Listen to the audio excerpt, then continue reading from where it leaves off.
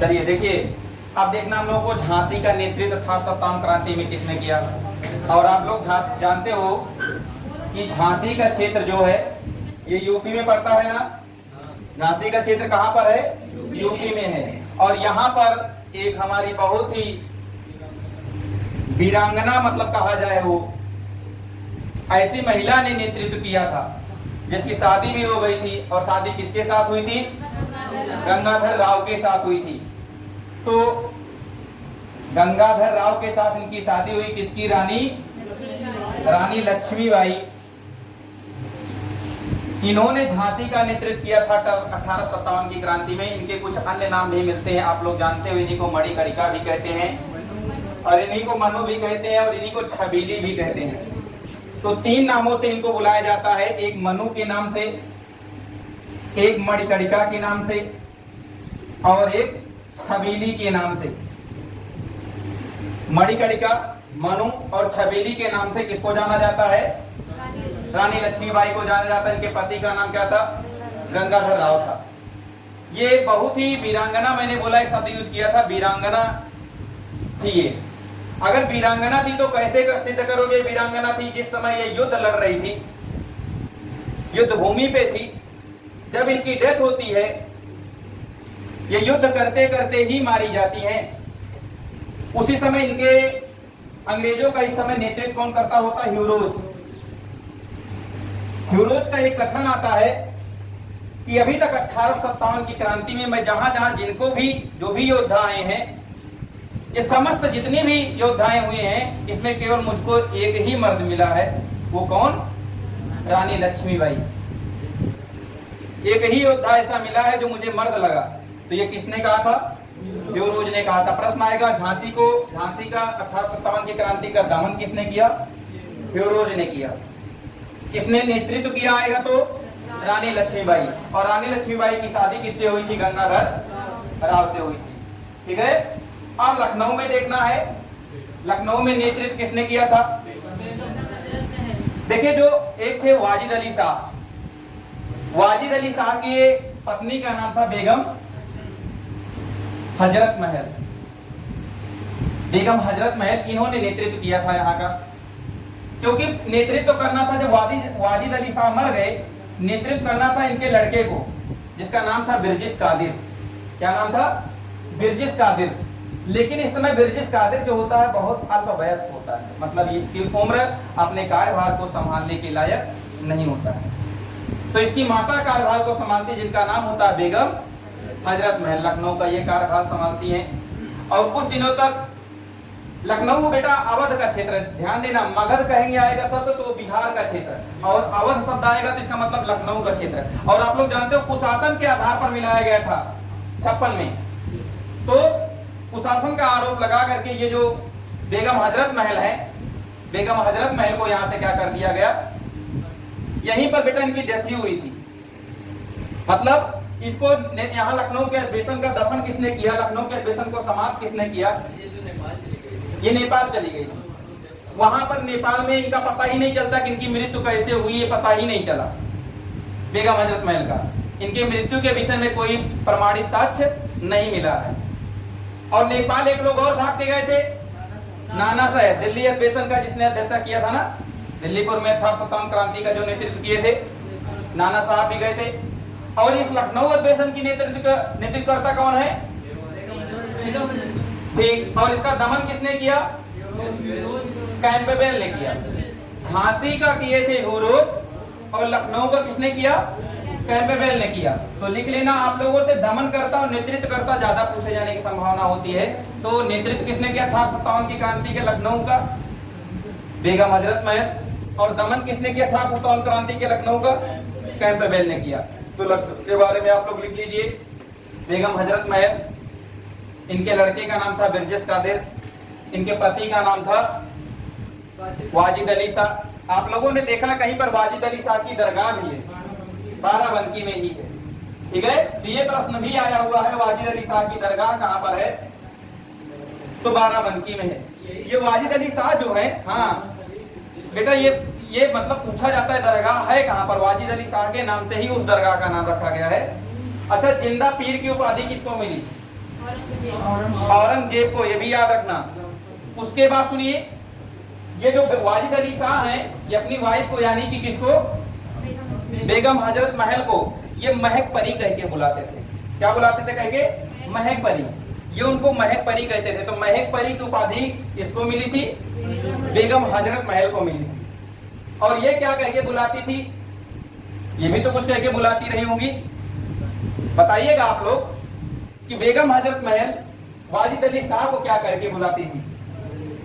Question है, आप लोगों से पुटअप करता हूं। तो ये भी कुछ कहती रही होंगी ना, तो आप लोग बताइएगा ये क्या करके पुकारती थी, यानी कि वाजिद अली शाह का दूसरा नाम क्या था? गलत है, बताइएगा आप लोग इनको क्या कहते थे। चलिए आगे तब तक देखते रहिए, कुछ अच्छा ही कहती थी, इतना ध्यान रखिएगा। बिरजिस कादिर, ठीक है।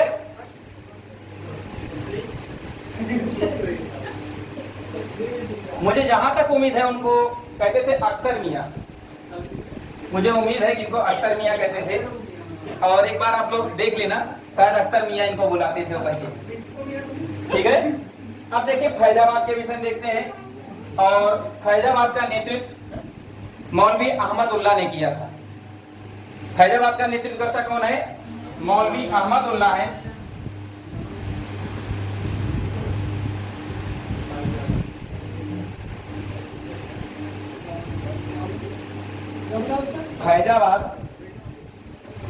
फैजाबाद का नेतृत्व किसने किया? मौलवी अहमद उल्लाह ने। अरे बेटा बहुत ही अच्छे नेता थे मौलवी अहमद उल्लाह। आएगा पहली बार 1857 की क्रांति में जिहाद का नारा किसने दिया? तो कोई और नहीं, यही मौलवी अहमद उल्लाह ही थे। लिख लो, जिहाद का नारा देने वाले कौन है? जिहाद का नारा देने वाले मौलवी अहमद उल्लाह ही हैं।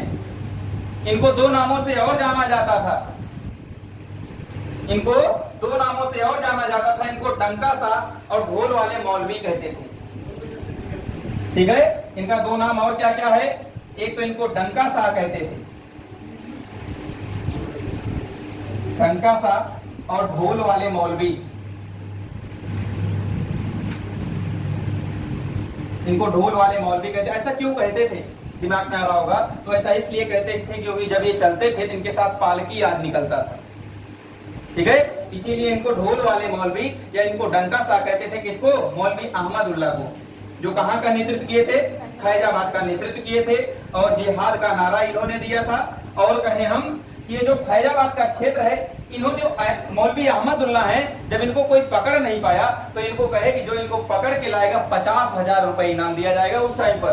तो 50,000 रुपए का इनाम किस पे लगा था? तो मौलवी अहमद उल्लाह पर लगा था। ये भी लिख लीजिए आप लोग, 50,000 रुपए की 50,000 रुपए की इनामी राशि किस पे लगाया गया था? मौलवी अहमद उल्लाह पे ही लगाया गया। नोट कीजिए सारे पॉइंट।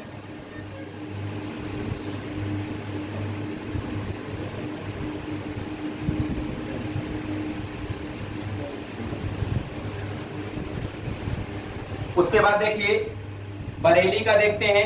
नेतृत्वकर्ता केवल पूछा जाता है आपसे, बरेली का नेतृत्व किसने किया था? खान बहादुर खान। बरेली की बर्फी खाते हो ना, तो खाते थे खान बहादुर खान, ठीक है। तो बरेली का नेतृत्वकर्ता कौन है? खान बहादुर खान। केवल आपसे एक ही प्रश्न पूछेगा, और अभी मैं नेतृत्व दमन करता जो है सबका एक साथ बताऊंगा कि किसने कहां का दमन किया था, ठीक है।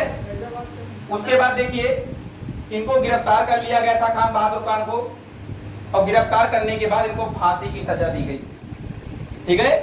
तो बरेली का नेतृत्व कौन कर रहे थे? खान बहादुर खान। इनको गिरफ्तार करके फांसी की सजा मिली थी। केवल आपसे पूछा जाएगा बरेली का नेतृत्व किसने किया था? तो खान बहादुर खान ने किया था।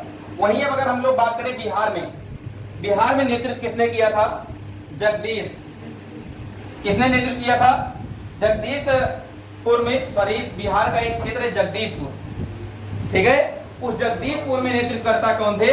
कुंवर सिंह, ठीक है। कौन नेतृत्व किए थे? तो लिख लो जगदीशपुर। जगदीशपुर में कुंवर बहादुर सिंह ने नेतृत्व किया। कुंवर बहादुर सिंह ने नेतृत्व किया। और साथ ही साथ में ध्यान रखना ये बेटा जब नेतृत्व इनको संभालने के लिए दिया जाता है, इनकी उम्र जानते हो कितने साल की होती है? ये 80 साल के होते हैं जब ये नेतृत्व संभालते हैं। और जितने भी 1857 की क्रांति में क्रांतिकारी आए हैं, सबसे ज्यादा अगर कहा जाए कि अंग्रेजों को हरा के भेजने वाले कोई और नहीं है, यही हमारे कुंवर बहादुर सिंह हैं। इन्होंने 4 अंग्रेजों को भेजा था वापस। आए 4 अंग्रेज, लड़े और हार के चले गए। तो उन चारों का नाम भी पूछा जाता है। 3 का नाम तो पता है हमको। एक ग्रांडली, एक नाम क्या है जिनको हराया था? ग्रांडली, एक नाम ग्रांडली है और दूसरा नाम है मिलमैन। मिलमैन और डेम्स। डेम्स, इन तीनों को हरा दिया था। किसने? कुंवर बहादुर सिंह ने। कुंवर बहादुर सिंह ने ग्रांडली, मिलमैन और डेम्स जैसे अंग्रेज अधिकारियों को इन्होंने हराया था। और इसीलिए कुंवर बहादुर सिंह जो हैं, इनको कहा जाता है कि आप बिहार के सिंह हो। तो बिहार के सिंह की उपाधि किसको मिली थी? कुंवर बहादुर सिंह को मिली थी।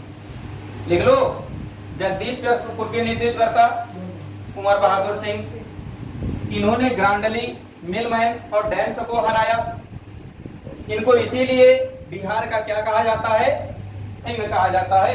सारे आपके पॉइंट ऑफ व्यू, फैक्ट सारे मैं आज बताने वाला हूं कि जितने फैक्ट आपके मॉडर्न हिस्ट्री से बनते हैं, ज्यादातर मैं फैक्ट आज बता डालूंगा आप लोगों को। ठीक है, तो ये क्लियर हुआ इतना पॉइंट? जी बेटा,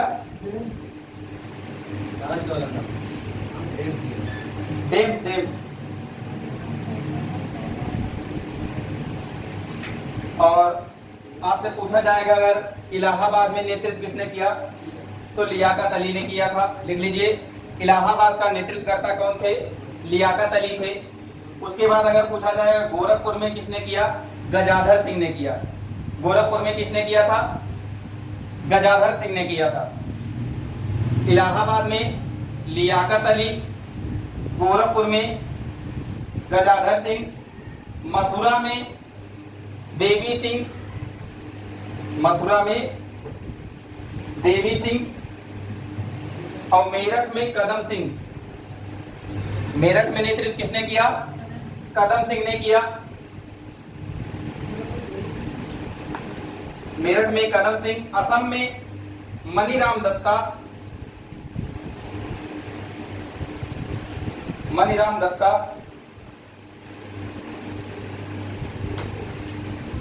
ने किया। और उड़ीसा में सुरेंद्र शाही और उज्जवल शाही ने किया। सुरेंद्र शाही और उज्जवल शाही ने किया।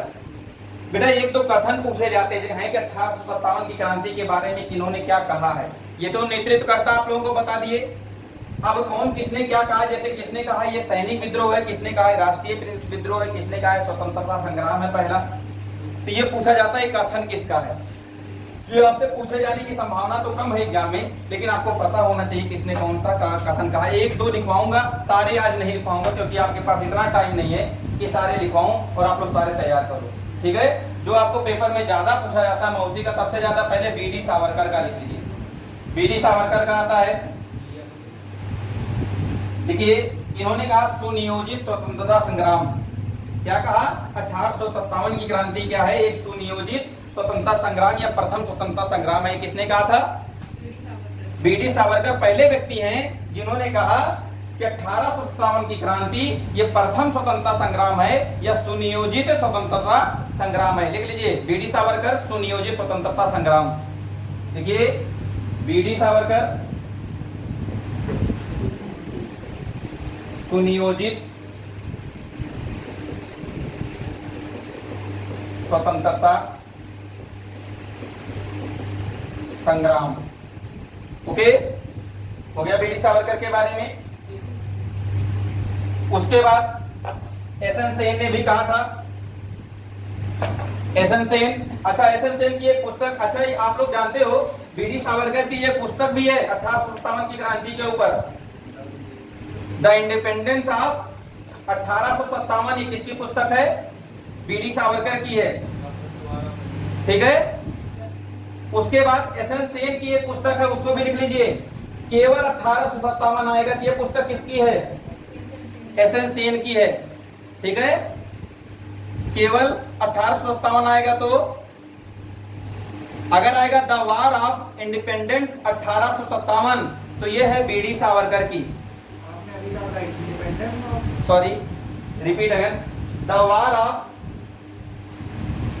क्या बोला था मैं, the war of independence 1857, the war of independence 1857 B D Savarkar की है। और दूसरा मैंने बताया केवल 1857 लिखा वाला आएगा तो ये किसकी है, एसएन सेन की है। ठीक है, उसके बाद देखिए अब किसने क्या कहा था। अच्छा, एसएन सेन ने क्या कहा था, इन्होंने कहा था राष्ट्रीयता के अभाव में स्वतंत्रता संग्राम है। एसएन सेन का कथन लिखिए इसके बारे में। एसएन सेन ने कहा था कि राष्ट्रीयता के अभाव में एक स्वतंत्रता संग्राम है, अभाव में एक स्वतंत्रता संग्राम है। ये किसने कहा, एसएन सेन ने कहा। एसएन सेन ने क्या कहा कि राष्ट्रीयता के अभाव में एक स्वतंत्रता संग्राम है। ये किसका कथन है, एसएन सेन का है। बीडी सावरकर का क्या था कि प्रथम स्वतंत्रता संग्राम या सुनियोजित स्वतंत्रता संग्राम। ज्यादातर उम्मीद है आप लोगों को यही पूछा जाएगा, यही दोनों में से। ठीक है, अच्छा, सैनिक विद्रोह कई लोगों ने कहा था, इसलिए आपसे ज्यादा पूछा नहीं जाता है। ठीक है, एक आरसी मजूमदार का कथन है, उसको लिख लीजिए। देखिए, ये बताए थे 1857 की क्रांति ना तो पहला और ना ही अंतिम संग्राम है। ना तो पहला डॉट डॉट करके लिख दो, ना ही अंतिम संग्राम है। ये किसने कहा था, आरसी मजूमदार ने कहा था। 1857 की क्रांति ना तो पहला है और ना ही अंतिम है। ये किसका कथन है, आरसी मजूमदार का है। अब इनके असफलता का रीजन क्या हुआ, या जब ये 1857 क्रांति हुआ, परिवर्तन क्या है। पहली चीज तो जो इनमें सुनियोजित नहीं था, डेट फिक्स नहीं था। डेट फिक्स किए थे 31 मई को, स्टार्ट हो गया मेरठ से 10 मई को, तो एक तो डेट का अभाव था। अलग अलग जगहों पर अलग अलग टाइम पर हुआ, सुनियोजित कोई योजना नहीं बन पाई। अलग अलग जगहों पर अलग अलग लोग नेतृत्व करने लगे, अपने मन की स्वतंत्रता संग्राम स्टार्ट किए, इसलिए भी ये असफल रहा। इसका परिणाम क्या हुआ, इसका परिणाम ये हुआ, पहले भारतीय सैनिक 5:1 में होते थे, 5 भारतीय तो 1 अंग्रेज। जब ऐसा हो गया, बदल करके कितना हो गया, 2:1 का हो गया कि 2 भारतीय होंगे और 1 अंग्रेज होंगे, ऐसा बना दिया गया। पहले जो होते थे इसमें ज्यादातर लोग अवध और बंगाल के मिले हुए होते थे। जो 1857 की क्रांति में जो सैनिक शामिल थे, ज्यादातर लोग कहाँ के शामिल थे, अवध और बंगाल के शामिल थे। लेकिन जब ये होता 1857 की क्रांति, उस समय पर क्या होता है, उसके बाद ज्यादातर इन्होंने कहा था, सिखों को कहा था ना कि आपके ये मुगल बादशाह जो हैं, आपके गुरुओं की हत्या किए थे, 9वें गुरु की हत्या कर दिए थे, इन लोगों की हत्या करके, ऐसा बता करके तो सिख जो थे वो 1857 की क्रांति से क्या हुए थे, अलग रहे। जब देखिए अलग रह रहे, इसका मतलब मेरे फेवर में है, तो अब ज्यादा से ज्यादा किसको शामिल करने लगे 1857 क्रांति में, सैनिकों को, सिखों को। तो अगर आएगा कौन सा समुदाय 1857 की क्रांति से दरकिनार रहा, तो कोई और नहीं, वो सिख भी थे। ठीक है, सिख ने भाग नहीं लिया था। ठीक है, अब देखते हैं राजा राम मोहन राय के बारे में थोड़ा सा आता है क्वेश्चन आप लोगों को। इनका केवल पूछा जाता है इनका उपनाम कौन कौन सा है और इन्होंने कार्य क्या किया, यही इनका प्रश्न आता है। तो चलिए देखते हैं।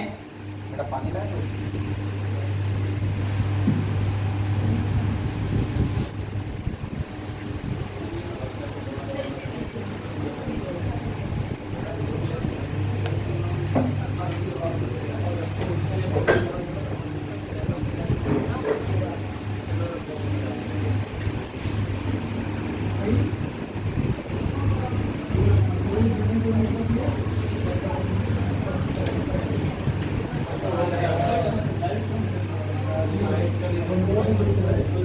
चलिए देखिए, राजा राम मोहन राय को, इनकी उपाधि के बारे में पहले लिखिए। राजा राम मोहन राय को, इनको आधुनिक भारत का पिता कहते थे। ये आया हुआ क्वेश्चन है बेटा, आधुनिक भारत का पिता किसको कहते थे, राजा राम मोहन राय को। ये पूछा गया क्वेश्चन है, तो आप लोग नोट कर लीजिए। राजा राम मोहन राय,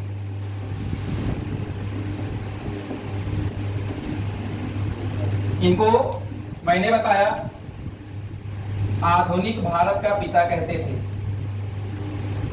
आधुनिक भारत का पिता कहते थे। इनको 3-4 उपाधियां दी गई थी। पिता या जनक कहते थे। इन्हीं को भारतीय राष्ट्रीयता का प्रणेता कहते थे। क्या कहते थे? भारतीय राष्ट्रीयता का प्रणेता कहते थे। और इन्हीं को नव भारत का तारा भी कहते थे। ठीक है, इनको क्या कहते थे? नव प्रभात का तारा के नाम से भी इनको जाना जाता था। नव प्रभात का तारा। अच्छा, भोर का तारा किस ग्रह को कहते हैं? भोर का तारा किसको कहते हैं? शुक्र ग्रह को कहते हैं ना। अच्छा, सांझ का तारा किस ग्रह को कहते हैं? शुक्र को कहते हैं। इवनिंग स्टार है, मॉर्निंग स्टार किसको कहते हैं? ठीक। राजा राममोहन राय को एक उपाधि और मिली थी। इन्हीं को नव जागरण का अग्रदूत कहते थे। नव जागरण का अग्रदूत कहते थे। किसको? राजा राममोहन राय को। तो आपने देखा इन्हें आधुनिक भारत का पिता कहते थे। आपने देखा इन्हें भारतीय राष्ट्रीयता का प्रणेता कहते थे। आपने देखा नव प्रभात का इनको तारा कहते थे। आपने देखा नव जागरण का इनको क्या कहते थे? अग्रदूत भी कहा करते थे। किसको? राजा राममोहन। अब इन्होंने, इनका तो हो गया उपाधि कौन कौन सी मिली, इन्होंने काम क्या क्या किया, ये भी पूछा जाता है। ठीक है, एक सभा गठित हुई थी, आत्मीय सभा। तो आत्मीय सभा का गठन किसने किया था? राजा राममोहन राय ने किया था। लिख लो, आत्मीय सभा का गठन किसने किया? राजा राममोहन राय ने किया। और इसकी स्थापना कब हुई थी बेटा? 1814-15 में हुई। 1814-15 में इसकी स्थापना हुई थी। और इसी आत्मीय सभा के द्वारा बाद में एक सोसाइटी की स्थापना की गई, वेदांत सोसाइटी। कौन सी सोसाइटी की स्थापना हुआ? वेदांत सोसाइटी। वेदांत सोसाइटी की स्थापना किया गया। इसके द्वारा राजा राममोहन राय के द्वारा एक सभा गठित किया गया, आत्मीय सभा। इस सभा के द्वारा एक सोसाइटी बनाई गई जिसको क्या कहा गया? वेदांत सोसाइटी। आगे चल करके बनी। और कब बनी है? 1816 में बनी है। 1816 में कौन सोसाइटी बन गई है? वेदांत सोसाइटी के नाम से भी इसी को जाना जाता है। ये कुछ समय तक राजा राममोहन राय, इसी का नाम, हाँ बेटा इसी का नाम था। इसी का नाम मतलब 16 में हो गया था क्या? वेदांत सोसाइटी। पहले इसका नाम था आत्मीय सभा 14-15 में, 16 में इसी का नाम चेंज होकर के क्या हो गया? वेदांत सोसाइटी। अच्छा, ये राजा राममोहन राय जो है कुछ समय विलियम डिग्बी के साथ कार्य किए थे। ठीक है, विलियम डिग्बी एक अंग्रेज था ना, तो विलियम डिग्बी के साथ कार्य करने वाले भारतीय कौन थे? तो राजा राममोहन राय थे। कुछ समय तक इन्होंने कार्य किया था इनके साथ। इनके 2 पत्रिकाएं बहुत फेमस है, आपसे पूछी जाती है। वैसे तो है इनकी 4 पत्रिकाएं, लेकिन 2 आपसे बहुत पूछी जाती हैं। एक मिरातुल और एक संवाद कौमुदी। ठीक है, 2 इनकी पत्रिकाओं का नाम आप लोगों को मुख्यतः पता होना चाहिए। दोनों पत्रिकाओं का नाम, एक है मिरातुल, एक संवाद कौमुदी। मिरातुल और संवाद कौमुदी। अच्छा, इनका लैंग्वेज भी पूछा जाता है कि मिरातुल किस भाषा में था और संवाद कौमुदी किस भाषा में था, ये भी पूछा जाता है। जो मिरातुल था वो किस भाषा में था? बांग्ला भाषा में। मिरातुल किस भाषा में था? बांग्ला भाषा में था। और जो संवाद कौमुदी था किस भाषा में था? फारसी में था। ये भी लिख लीजिए, मिरातुल किस लैंग्वेज में? बांग्ला भाषा में। और सॉरी, संवाद कौमुदी किस भाषा में? बांग्ला भाषा में। उल्टा कर दिया क्या बेटा? उल्टा हो गया ये। हाँ, ये फारसी में है, ये फारसी में है और ये बांग्ला भाषा में है। उल्टा हो गया था। ठीक है, एक मिरातुल है और एक संवाद कौमुदी है। जो संवाद कौमुदी है बेटा, इसी में पहली बार सती प्रथा का जो विरोध किया था राजा राममोहन राय ने 1929 में, वो और किसी ग्रंथ पत्रिका में नहीं, इसी संवाद कौमुदी में ही किया था। किस पत्रिका के माध्यम से सती प्रथा का विरोध किया था? संवाद कौमुदी के। आपको मैंने बताया था 1929 में नियम संख्या 17 के तहत राजा राम मोहन राय ने लॉर्ड विलियम बेंटिक की मतलब लॉर्ड विलियम बेंटिक का सहयोग किया और जिसके द्वारा क्या हुआ था, सती प्रथा का अंत हुआ था। ठीक है, पहली बार बंबई में लागू हुआ था और 30 में बंगाल और मद्रास में भी लागू हो गया था।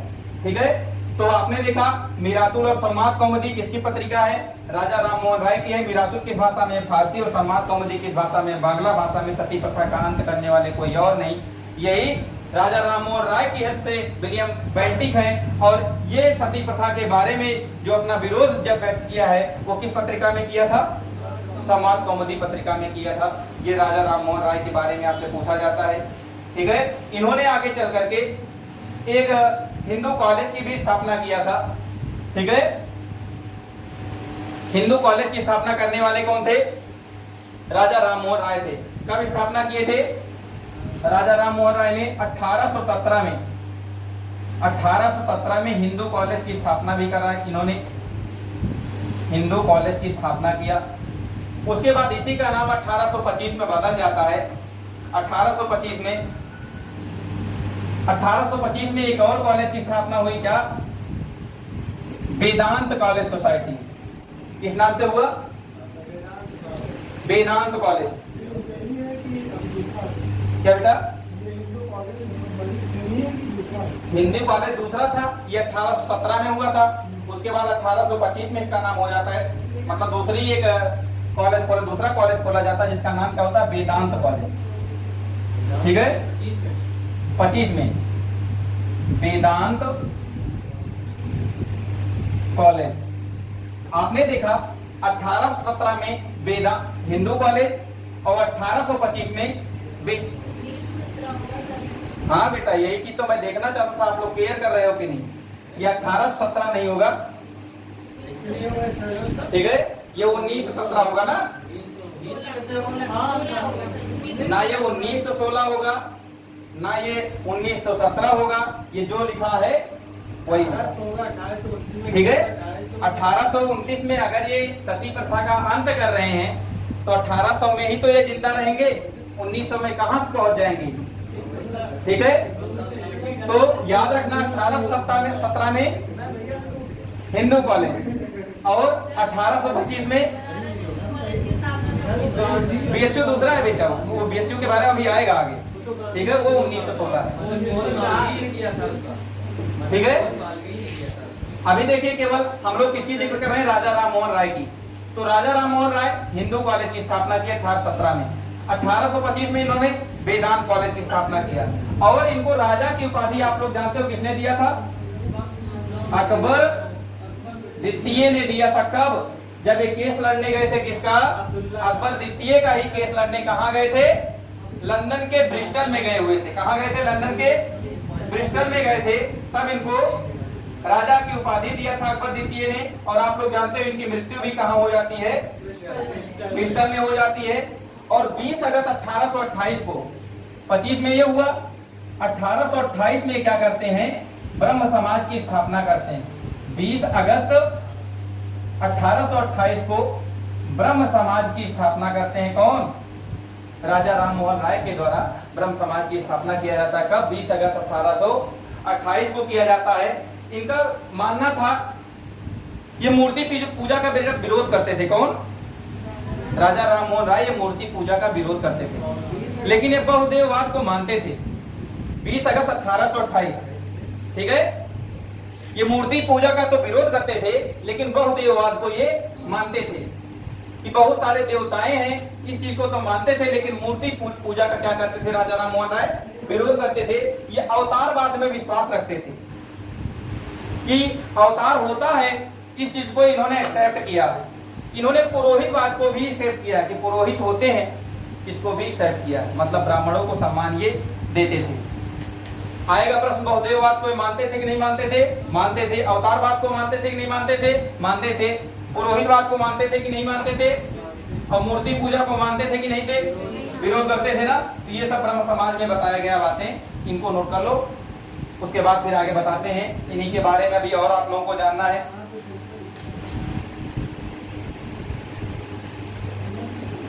आप जानते हो अकबर द्वितीय का केस लड़ने के लिए ब्रिस्टल जाते हैं और केस किस चीज का लड़ने के लिए जाते हैं? पेंशन से संबंधित था।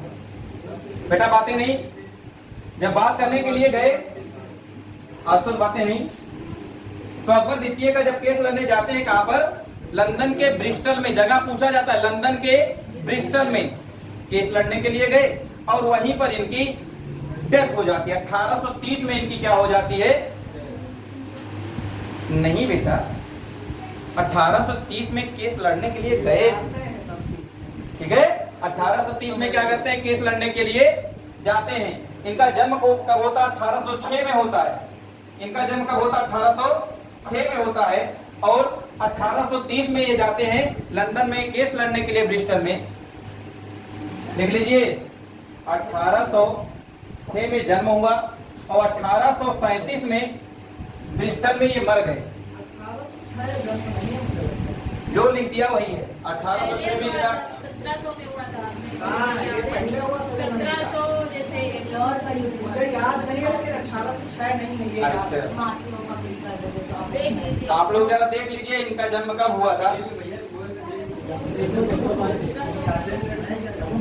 गूगल शरणम गच्छात, गूगल के शरण में जाओ।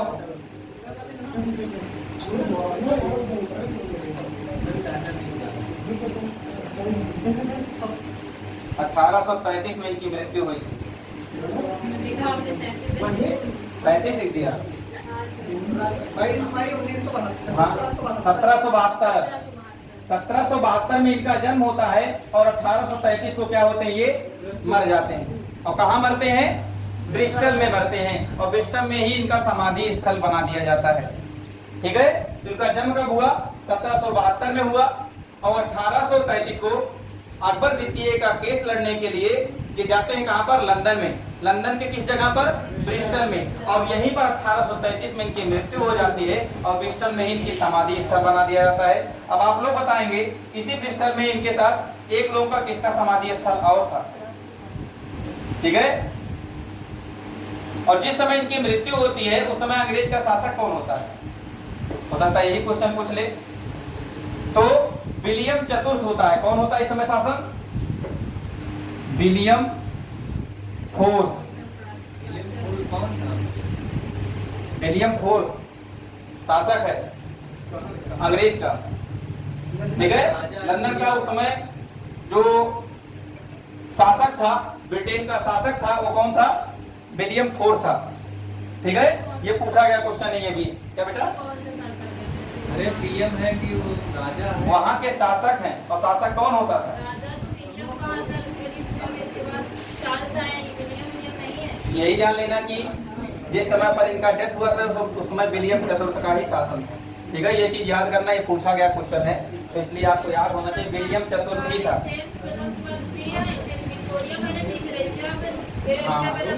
Very good.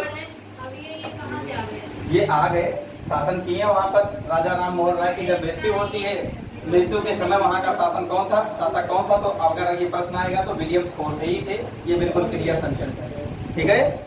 राजा राम मोहन राय की जब मृत्यु होती है तो वहाँ पर लंदन का शासक कौन होता है? तो यही विलियम फोर्थ ही थे, ठीक है। इस पॉइंट को भी नोट कर लो।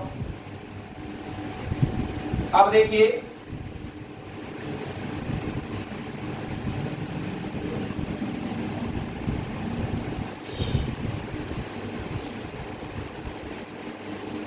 राजा राम मोहन राय के बारे में आप लोगों ने काफी कुछ देख लिया और इससे ज्यादा आपके एग्जाम में पूछा भी नहीं जाएगा। आगे एमजी राणा डे के विषय में पूछा जाएगा, महादेव गोविंद राणा डे के बारे में, ठीक है। एमजी राणा डे के बारे में देख लीजिए। राजा राम मोहन राय के बारे में आप लोगों ने क्या देखा? आधुनिक भारत का पिता, भारतीय राष्ट्रीयता के प्रणेता हैं, नव प्रभात के तारा हैं, नव जागरण के अग्रदूत हैं और 1929 में इन्होंने नियम संख्या 17 के तहत लॉर्ड विलियम बेंटिक की सहयोग से सती प्रथा का अंत किया। मिरातुल और समाज कौमुदी इनकी दो पत्रिकाएं हैं।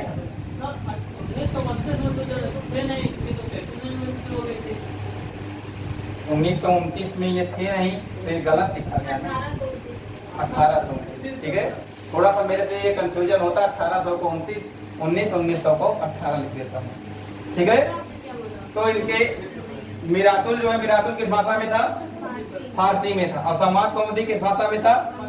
बांग्ला भाषा में था। इसी में सती प्रथा के अंत के बारे में इन्होंने कहा था। उसके बाद हमने बताया आत्मीय सभा का गठन 1814-15 में करते हैं यही, और वेदांत सोसाइटी, मतलब इसी का नाम 1816 में बदल के क्या हो जाता है? वेदांत सोसाइटी हो जाता है। 1817 में इन्होंने हिंदू कॉलेज की स्थापना किया, 1825 में इन्होंने वेदांत कॉलेज की स्थापना किया, और 1828 में इन्होंने ब्रह्म समाज की स्थापना किया। ठीक है। और ब्रह्म समाज में क्या बताया गया था?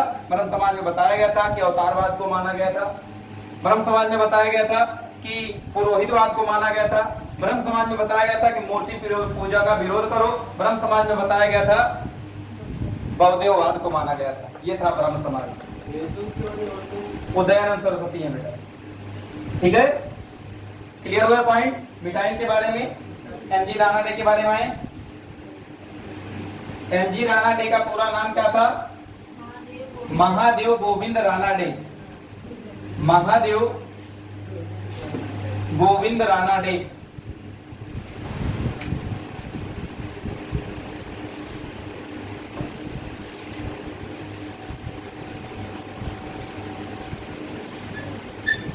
अब एमजी राणा डे के बारे में देख लो। आप लोग जानते हो पूना सार्वजनिक सभा में भी ये शामिल हुए थे, एमजी राणा डे। ठीक है। अब देखिए इनके बारे में, पहली बात तो इनको महाराष्ट्र का सुकरात कहा जाता है। बहुत बार पूछा गया क्वेश्चन, महाराष्ट्र का सुकरात किसको कहते हैं?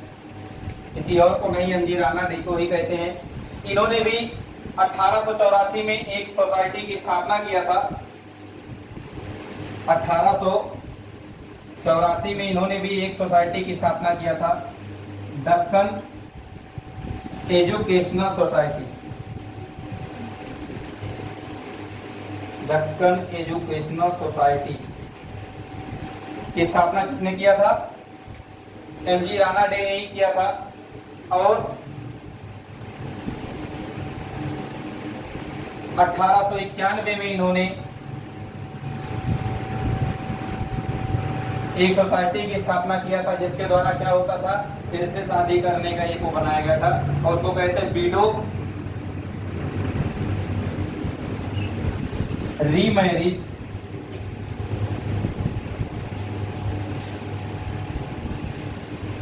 सोसाइटी। यहाँ पर जो विडो होती थी, जो विधवा महिलाएं होती थी, उनका दोबारा मैरिज कराया जाता था, शादी कराया जाता था। कहीं कहीं पर सोसाइटी मिलता है, कहीं कहीं पर मिलता है एसोसिएशन। ठीक है, एसोसिएशन। तो ये भी याद रखना, विडो रीमैरिज एसोसिएशन की स्थापना 1891 में किसने किया था? एमजी राणा डे ने किया। और 1884 में दक्कन एजुकेशन सोसाइटी की स्थापना किसने किया था? एमजी राणा डे ने किया था। और महाराष्ट्र का सुकरात, महाराष्ट्र का सुकरात किसको कहते हैं? एमजी राणा डे को कहते हैं। और एक नाम आता है पंडित रमाबाई। पंडित रमाबाई के बारे में थोड़ा सा लिख लीजिए, एक पॉइंट आप लिख लीजिए, पंडित रमाबाई। पंडित रमाबाई के बारे में सुनिए। आर्य महिला समाज की स्थापना इन्होंने किया था। आर्य महिला समाज की स्थापना इन्होंने किया था। आर्य महिला समाज की स्थापना किसने किया? पंडित रमाबाई ने आर्य महिला समाज की स्थापना किया। ये भी पॉइंट नोट कर लीजिए। अब हम लोगों को पढ़ना है आर्य समाज के बारे में। ठीक है, आर्य समाज के बारे में। और जैसे ही आर्य समाज का नाम लोगे, तुरंत दिमाग में आ गया किसका नाम? दयानंद सरस्वती का नाम। मिटाए बेटा इसको।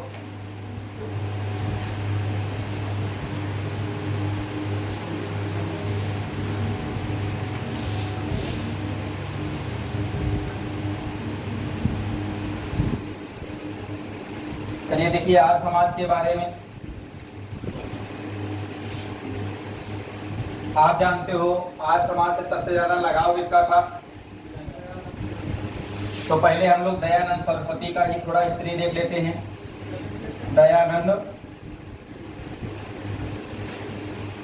सरस्वती इन्होंने आर्य समाज की स्थापना किया था, आप लोगों ने देखा था ना। उसके बाद इनके बारे में कहा जाए, इनके बचपन का नाम क्या था? दयानंद सरस्वती के मूल शंकर, बचपन का नाम क्या था? गुजरात के गौरवी ब्राह्मण में इनका जन्म हुआ था। ठीक है, कहां पर जन्म हुआ? गुजरात के गौरवी ब्राह्मण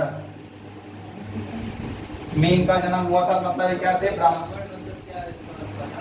हाँ, ये एक मतलब वो होगा गौरवी ब्राह्मण कुल है, तो ब्राह्मण कुल में इनका जन्म हुआ था। किसका? स्वामी दयानंद सरस्वती का हुआ था। जब 21 वर्ष के थे तभी इन्होंने अपना घर त्याग दिया था। ठीक है, कितने साल की अवस्था में इन्होंने गृह त्याग किया स्वामी दयानंद सरस्वती ने? 21 वर्ष की अवस्था में। पहले इनका नाम देखो मूल शंकर था, लेकिन इनका नाम किसने दयानंद सरस्वती रखा? अगर ये प्रश्न आएगा, पहले नाम तो इनका दयानंद सरस्वती था नहीं, तो इनके नाम रखने वाले स्वामी पूर्णानंद है। स्वामी पूर्णानंद इन्होंने नामकरण किया था। नाम क्या रखा था? दयानंद सरस्वती। पहले इनका नाम क्या था बचपन का? मूल शंकर। मूल शंकर सब कह के बुलाते थे। और स्वामी पूर्णानंद के द्वारा इनका नाम बदल करके क्या रख दिया गया था? दयानंद सरस्वती रख दिया गया था। ये भी पूछा जाता है क्वेश्चन। और आप लोग बताएंगे दयानंद सरस्वती के गुरु का नाम क्या था? ये पूर्णानंद ही इनके पहले गुरु थे। ठीक है, तो पहले गुरु इनके कौन थे? स्वामी पूर्णानंद।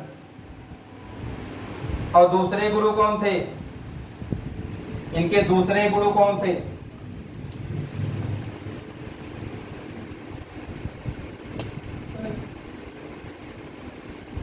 दूसरे गुरु का नाम क्या था?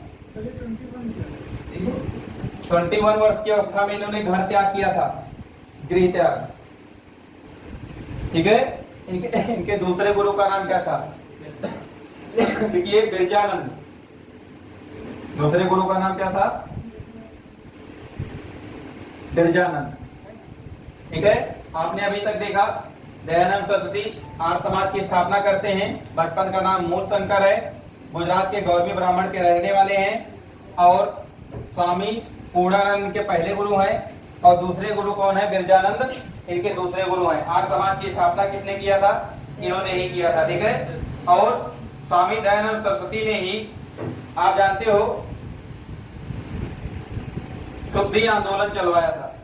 ठीक है, किसने चलवाया था शुद्धि आंदोलन? दयानंद सरस्वती। ये भी पूछा गया क्वेश्चन है। कुछ चीजें बेटा मैं लिख देता हूँ, कुछ चीजों को लिखता नहीं हूँ, तो आप लोग सुनते हैं तो उसको लिख लीजिए, कीजिएगा। शुद्धि आंदोलन किसने चलवाया? दयानंद सरस्वती ने ही चलवाया था। और पाखंड खंडनी का पताका किसने लगवाया? पाखंड खंडनी का एक झंडा गाड़ा गया था, वो कौन लहराया था झंडा? दयानंद सरस्वती ने ही लहराया था। पाखंड खंडनी। ठीक है, उसके बाद कहें हम लोग दयानंद सरस्वती ने ही आर्य समाज की स्थापना किया था। कब? 1875 में। और पहली बार आर्य समाज की जो स्थापना हुई थी कहां पर हुई थी? बंबई में हुई थी। ठीक है, 1875 में आर्य समाज की स्थापना होती है। और कहां पर स्थापना होती है? बंबई में होती है। ठीक है, और आप लोग जानते हो इसी आर्य समाज की स्थापना करते समय इन्होंने वेदों की ओर लौटो का नारा दिया था। वेदों की ओर लौटो, वेदों की ओर लौटो का नारा दिया। किसने? स्वामी दयानंद सरस्वती ने दिया। और इन्होंने एक शब्द और कहा था, आप लोगों को याद होगा, ये किसका कथन है? बताइए। स्वदेशी राज सर्वोत्तम और सर्वोपरि है। ये किसका कथन है? स्वदेशी राज सर्वोत्तम और सर्वोपरि, किसी और का नहीं, तो स्वामी दयानंद सरस्वती का। ये भी कथन लिख लीजिए, स्वदेशी राज सर्वोत्तम और सर्वोपरि है। ये भी किसका कथन है? दयानंद सरस्वती का है।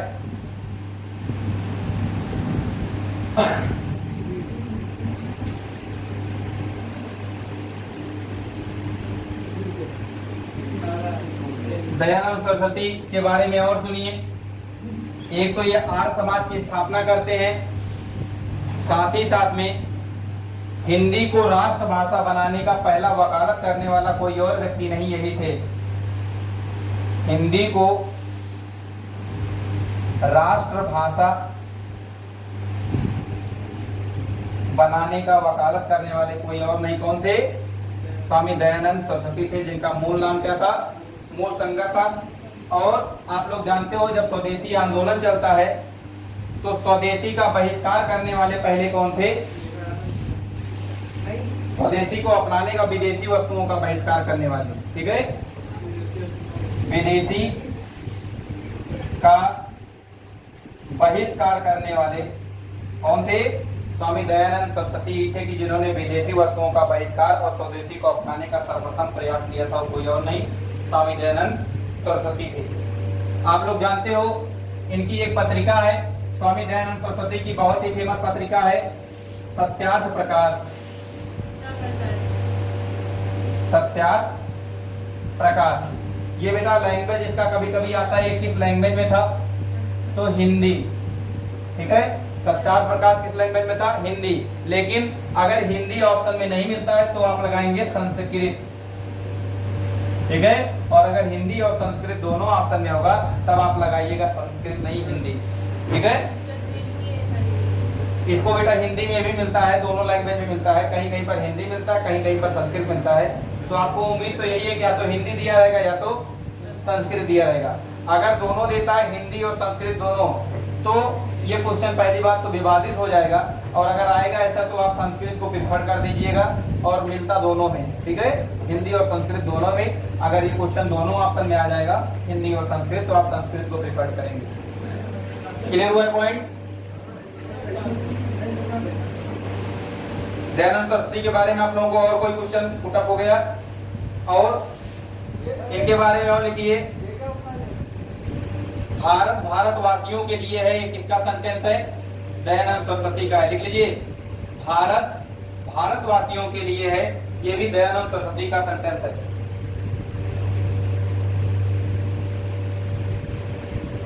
और दयानंद सरस्वती के बारे में और लिखिए। इनको भारत का मार्टिन लूथर कहा जाता है। भारत का मार्टिन लूथर किसको कहते हैं? दयानंद सरस्वती जी को कहते हैं। भारत का मार्टिन लूथर दयानंद सरस्वती जी को कहते हैं।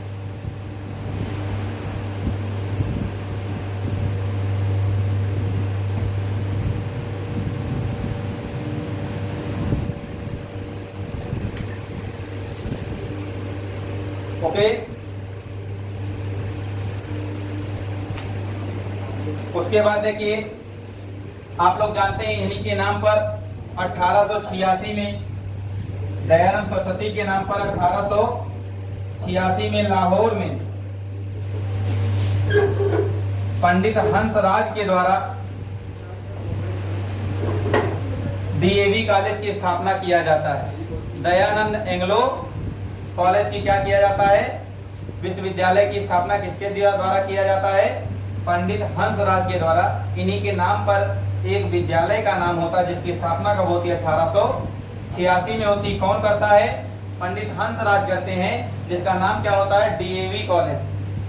दयानंद एंग्लो, वी मतलब क्या होगा? विद्यालय, ठीक है। दयानंद एंग्लो विश्वविद्यालय की स्थापना होता है किसके द्वारा? लाला हंसराज के द्वारा। पंडित नहीं बेटा, लाला हंसराज के द्वारा, ठीक है। हाँ बेटा। अब ये दयानंद सरस्वती के बारे में आपको इतनी पॉइंट्स बहुत हो गए हैं। अब स्वामी विवेकानंद के बारे में देखना है। स्वामी विवेकानंद क्या थे, इनके बारे में भी देख लीजिए। दयानंद सरस्वती के बारे में हो गया। 21 वर्ष की अवस्था में इन्होंने गिरि त्याग किया। मूल नाम इनका मूल शंकर था। स्वामी पूर्णानंद इनके पहले गुरु थे। दूसरे गुरु इनके बिरजानंद बने। गुजरात के गौरवी ब्राह्मण थे ये। इनका नाम दयानंद सरस्वती किसने रखा? इनके पहले गुरु जिनका नाम क्या था? स्वामी पूर्णानंद, इन्होंने रखा। फिर देखा 1886 में लाहौर में लाला हंसराज ने डीएवी कॉलेज की स्थापना किया। फिर देखा हिंदी को राष्ट्रभाषा देने का प्रयास किसने किया, वकालत किसने किया इसका पहली बार, दयानंद सरस्वती ने किया। उसके बाद देखा विदेशी वस्तुओं का बहिष्कार करने का प्रयास किसने किया, दयानंद सरस्वती ने किया। आर्य समाज की स्थापना किया, वेदों की ओर लौटो का नारा दिया, स्वदेशी राज सर्वोत्तम एवं सर्वोपरि है, इस बात को भी किसने कहा, दयानंद सरस्वती ने कहा। ये दयानंद सरस्वती की कहानी थी। लिख लिया आप लोग, मिटाते बेटा इसको।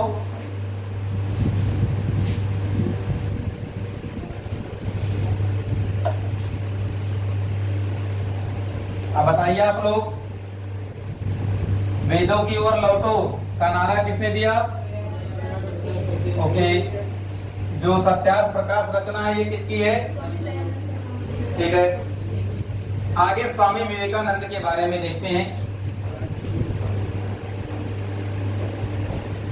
स्वामी विवेकानंद,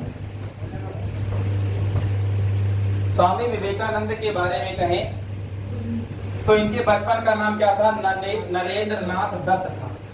इनके बचपन का नाम क्या था, नरेंद्र नाथ दत्त था। किसके बचपन का नाम, स्वामी विवेकानंद जी के बचपन का नाम नरेंद्र नाथ दत्त था।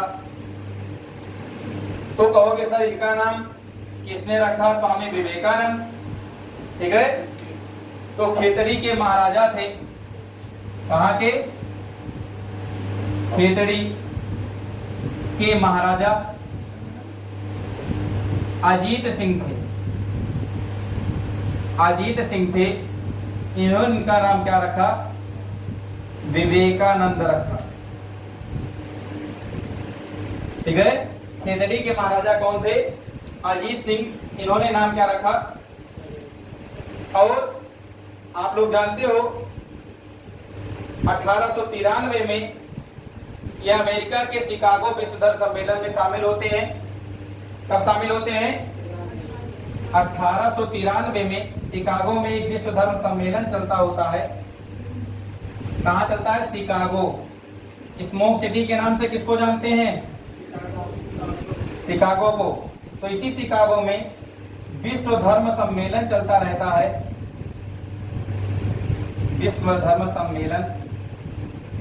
इसमें जाकर के शामिल होते हैं, कब, 1893 में जाकर के शामिल होते हैं। उसके बाद आप लोग जानते हो रामकृष्ण परमहंस की स्थापना भी, मिशन की मतलब लीडरशिप का काम किसने किया, स्वामी विवेकानंद जी ने किया। रामकृष्ण दिख रहा है बेटा, परमहंस मिशन की स्थापना, रामकृष्ण परमहंस मिशन की स्थापना स्वामी विवेकानंद जी ने किया। नेतृत्व भी किया, इन्होंने स्थापना भी किया था इसका, दोनों काम इन्होंने ही किया था। रामकृष्ण परमहंस मिशन जो था,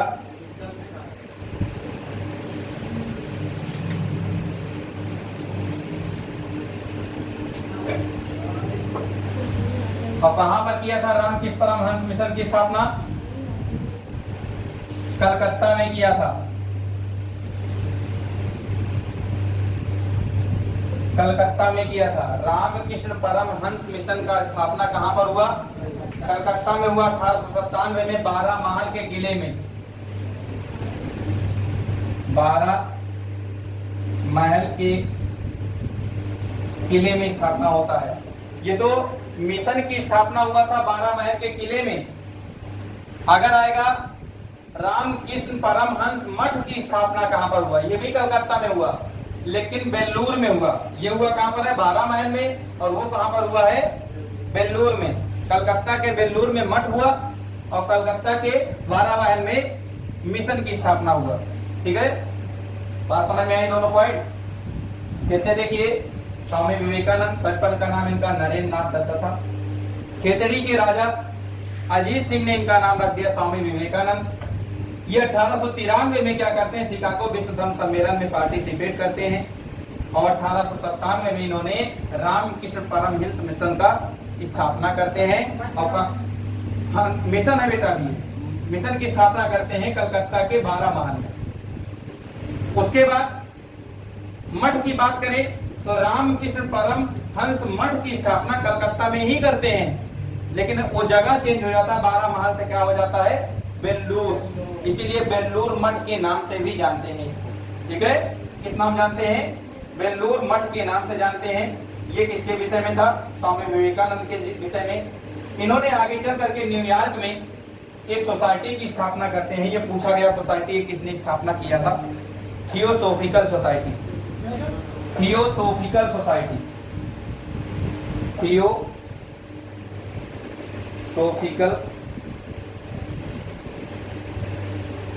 सोसाइटी। इसके स्थापना किसने किया, रामकृष्ण परमहंस ने, सॉरी स्वामी विवेकानंद ने। और कहां पर किया, न्यूयॉर्क में किया। ठीक है, इस पॉइंट को भी नोट कर लो।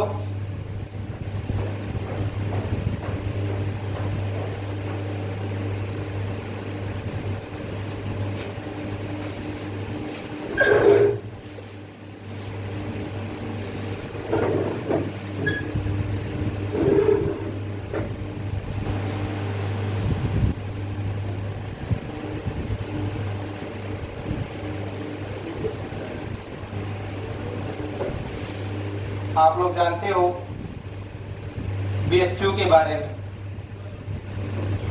बीएचयू जो है इसकी स्थापना कब होता है, तो लिख लीजिए 1916 में बीएचयू की स्थापना होता है। और बीएचयू का फुल फॉर्म क्या होता है, बनारस हिंदू यूनिवर्सिटी। ठीक है, और इसकी स्थापना करते कौन है, मदन मोहन मालवीय। बीएचयू की स्थापना किसने किया था, महामना मदन मोहन मालवीय ने किया था बीएचयू की स्थापना। और कब किया था, 1916 में किया था। ठीक है, अब कुछ मुस्लिम सुधार आंदोलन हुए। आपसे पूछा जाता है ये मुस्लिम सुधार आंदोलन किसने किया, नेतृत्वकर्ता के बारे में, तो आप लोग तुरंत लिख लीजिए। मैं बोल दे रहा हूं, आप लोग लिख लीजिए। ये हो गया है। देखिए पहला अलीगढ़ आंदोलन, सर सैयद अहमद खान। अलीगढ़ आंदोलन का नेतृत्व किसने किया, सर सैयद अहमद खान ने किया। अहमदिया आंदोलन दूसरा लिखिए, अहमदिया आंदोलन, मिर्जा गुलाम अहमद, मिर्जा गुलाम अहमद। इसका दूसरा बोलिए, अहमदिया आंदोलन, मिर्जा गुलाम अहमद। अगला लिखिए देवबंद आंदोलन, देवबंद आंदोलन। इसमें लिखिए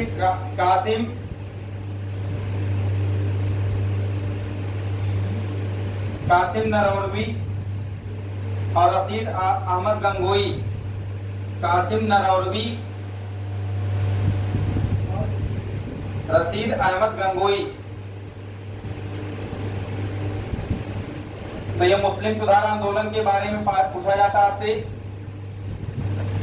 ठीक है, अब आप लोग सर सैयद अहमद खान के बारे में थोड़ा सा लिख लीजिए। Sir Syed Ahmed Khan, sir Syed Ahmed Khan.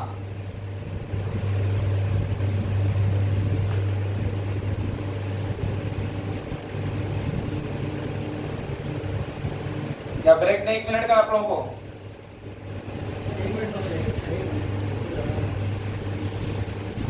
बेटा वीडियो कुछ करो।